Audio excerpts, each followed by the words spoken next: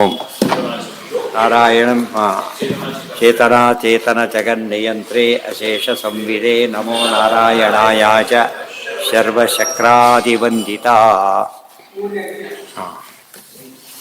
ಮೂರನೇ ಅಧ್ಯಾಯ ಅಲ್ಲ, ನಾಲ್ಕನೇ ಅಧ್ಯಾಯದಲ್ಲಿ ಎರಡನೇ ಪಾದ ಇರಬೇಕು. ಮೊದಲನೇ ಪಾದ ಮುಗೀತು.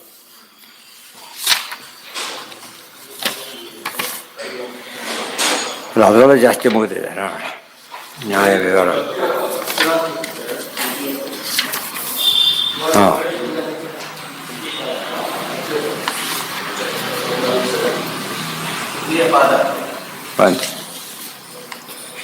ದ್ವಿತೀಯ ಪಾದ.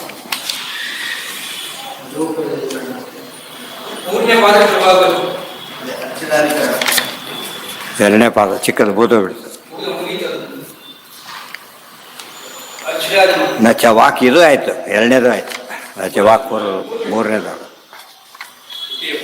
ದ್ವಿತೀಯ ತೃತೀಯ ಪಾದ.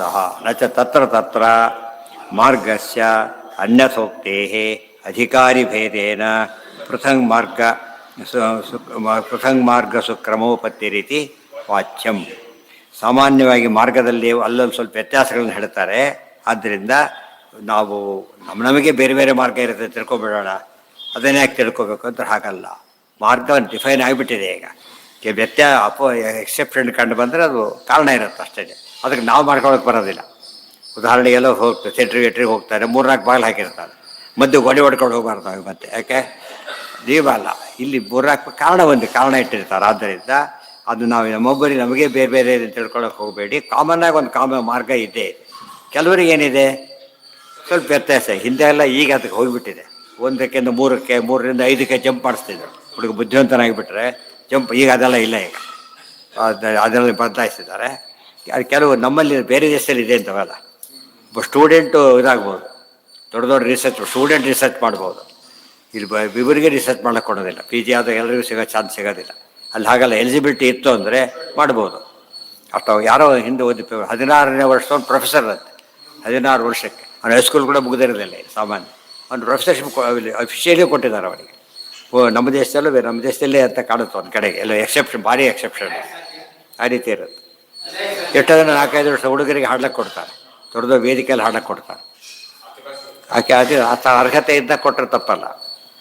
ಆದ್ದರಿಂದ ಅದು ಎಕ್ಸೆಪ್ಷನ್. ಯಾವಾಗ ಎಕ್ಸೆಪ್ಷನ್ ಅಂತೇಳಿ ಎಲ್ಲರೂ ಪ್ರೊಫೆಸರ್ 15 ವರ್ಷ ಮಾಡ್ತೀವಿ ಅಂತ ಹೇಳೋದಿಲ್ಲ. ಎಕ್ಸೆಪ್ಷನ್ ಅವರಿಗೆ ಗೊತ್ತಾಗುತ್ತೆ, ನಾವು ಆಗೋದಿಲ್ಲ ಅಂತ ಅವರೇ ಹೇಳಿಬಿಡ್ತಾರೆ. ಆದ್ದರಿಂದ ಮಾರ್ಗ ಅಂತ ಫಿಕ್ಸ್ ಆಗಿದೆ, ಆ ಮಾರ್ಗದಲ್ಲೇ ಹೋಗಬೇಕು. ಸರ್ವೇ ವಾಯೇತೆ ಉತ್ಕ್ರಾಮಂತಿ ತೇ ಅರ್ಚಿಷವೇವ ಅಭಿಯಂತಿ ತಥೋ ವಾಯುಂ ತಥೋ ಅಹಃ ಪೂರ್ವಪಕ್ಷವಿತ್ತೇಷ ಉಯೇವ ಬ್ರಹ್ಮಪಥಃ. ಈ ರೀತಿಯ ಒಂದು ದಾರಿ ಇದೆ. ಯಾವನು ದೇಹ ಬಿಟ್ಟು ಕೊನೆಯ ದೇಹ, ಮಧ್ಯದ ದೇಹ ಅಲ್ಲ ಇದು.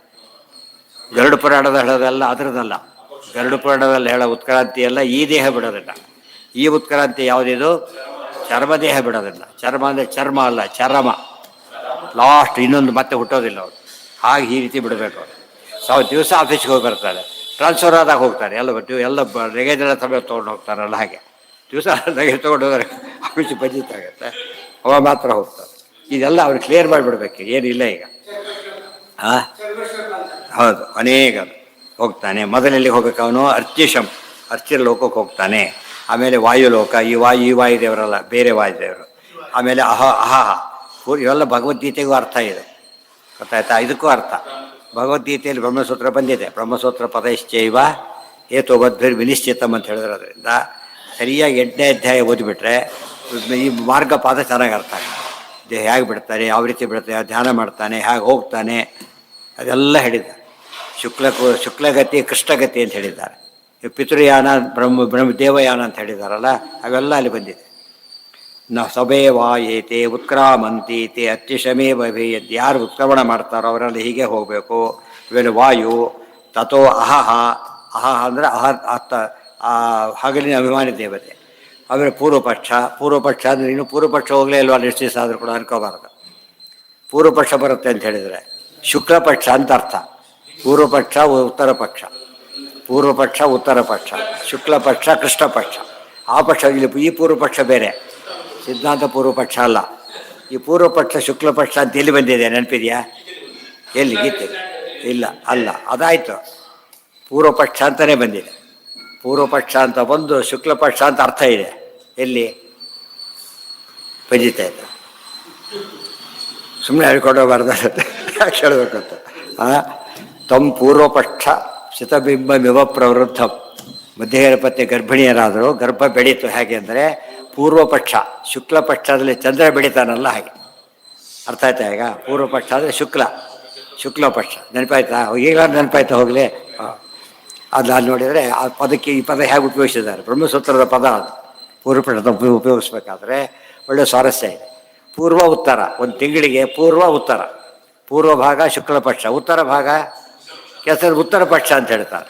ಇದು ಸಿದ್ಧಾಂತ ಅಂತ ಅರ್ಥ ಅಲ್ಲ, ಕೃಷ್ಣ ಪಕ್ಷ ಅಂತ ಅರ್ಥ. ಇದೆಲ್ಲ ನೋಡಿ ನಡ್ತಾ ಹೋದರೆ ಎಷ್ಟು ಉಪಯೋಗ ಆಗುತ್ತೆ ತಿಳಿದಿರ್ಬೇಕು. ಮಧ್ವೀಜ ಓದ್ಬೇಕಾದ್ರೆ ಕೋಟ್ ಮಾಡ್ಕೋಬೇಕು. ಒಳ್ಳೆ ವಿಶೇಷಾಂಶ ಬಂದಿದೆ ಅಂದರೆ ಏನು ಉಪಯೋಗಿಸ್ತಾರೆ ನಾರಾಯಣ ಪಂಡಿತಾಚಾರ್ಯರು, ಎಲ್ಲ ಶಾಸ್ತ್ರೀಯ ಪದ ಉಪಯೋಗಿಸ್ತಾರೆ. ಅರ್ಥ ಆಯ್ತಾ?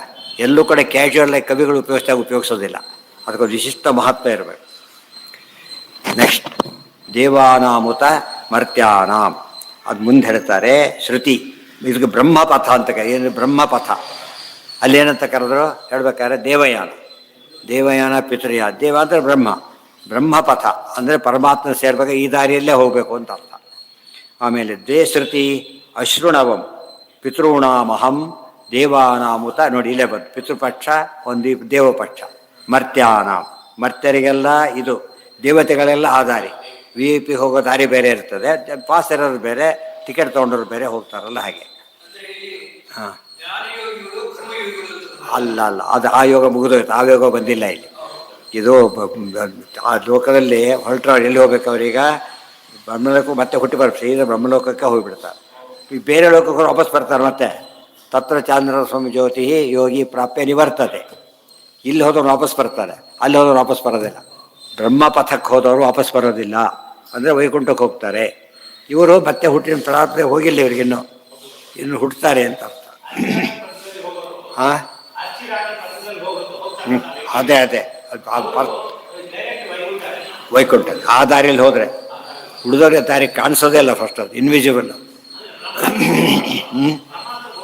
ಬ್ರಹ್ಮ ಈ ಬ್ರಹ್ಮ ಅಲ್ಲ, ನಾರಾಯಣನೇ ಬ್ರಹ್ಮ ಅಂತ ಕರೆದರು. ಬೇರೆ ಕಡೆ ಶಾಸ್ತ್ರದಲ್ಲಿ ಬ್ರಹ್ಮ ಅಂತಷ್ಟ ದೇವರು ಅಂತಲೇ ಬರಬೇಕು, ಬ್ರಹ್ಮದೇವರು ಬರೋದಿಲ್ಲ. ಅಥಾತ್ವ ಬ್ರಹ್ಮ ಜಿಜ್ಞಾಸೆ ಏನಾಗಬೇಕಾಗಿತ್ತು? ಇಲ್ಲಿ ಲೋಕದಲ್ಲಿ ಯಾರೇ ಬ್ರಹ್ಮ ಅಂದರೆ ಬ್ರಹ್ಮದೇವರು, ನಾಲ್ಕು ಮುಕ್ತವರು ಅಂತಲೇ ಅರ್ಥ. ಶಾಸ್ತ್ರದಲ್ಲಿ ಹಾಗಲ್ಲ. ಅದಕ್ಕೆ ಬ್ರಹ್ಮ ಶಬ್ದನೇ ನಪುಂಸಕಲಿಂಗ ನಡೆದಾಗ ದೇವರು ಅಂತ ಅರ್ಥ, ಪುಲ್ಲಿಂಗ ನಡೆದಾಗ ಬ್ರಹ್ಮದೇವರು ಅಂತ ಅರ್ಥ. ಇತಿ ವಿಶೇಷ ಶ್ರುತಿತೋ ಗೊತ್ತಾಯ್ತಾ?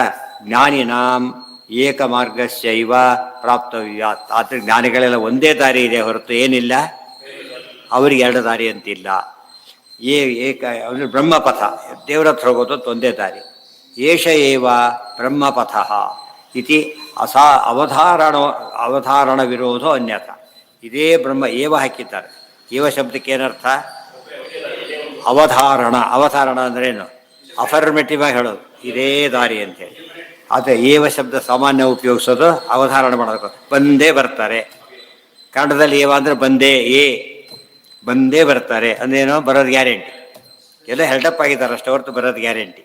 ಕೆಲವರು ಅವರೇ ಬರ್ಬೋದು, ಬರದೇ ಇರ್ಬೋದು.